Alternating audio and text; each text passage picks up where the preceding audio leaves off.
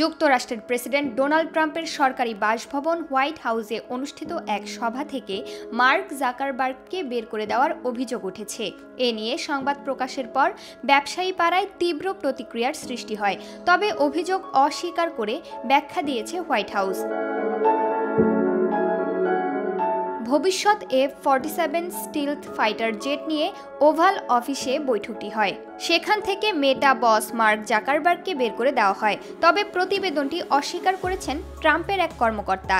এ নিয়ে বৃহস্পতিবার 3 July the new York post সংবাদ প্রকাশ করে।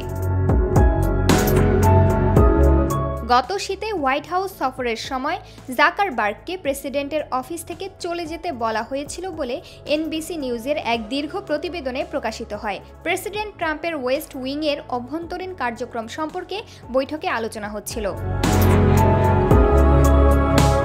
দুটি নাম প্রকাশে অনিচ্ছুক সূত্রের বরাত দিয়ে প্রতিবেদনে বলা হয়েছে, ট্রাম্প ওভাল অফিসে সামরিক নেতাদের সঙ্গে F-47 নিয়ে বৈঠক করছিলেন। ঠিক তখনই ফেসবুকের প্রতিষ্ঠাতা অপ্রত্যাশিতভাবে ভেতরে প্রবেশ করেন। নিরাপত্তা ছাড়পত্র না পাওয়ার উদ্বেগের কারণে কর্মকর্তারা জাকারবার্গকে বাইরে অপেক্ষা করতে বলেছিলেন বলে অভিযোগ। তবে হোয়াইট হাউসের একজন ঊর্ধ্বতন কর্মকর্তা দ্য নিউ ইয়র্ক পোস্টকে বলেছেন, প্রতিবেদনটি পরিস্থিতিকে ভুলভাবে উপস্থাপন করেছে। তাকে চলে যেতে বলা হয়নি।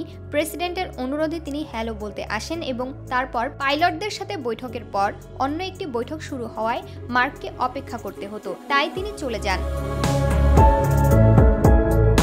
এই বিষয়ে জানতে মেটার সঙ্গে যোগাযোগ করা হয়, তবে প্রতিষ্ঠানটি মন্তব্য করতে অস্বীকৃতি জানায়।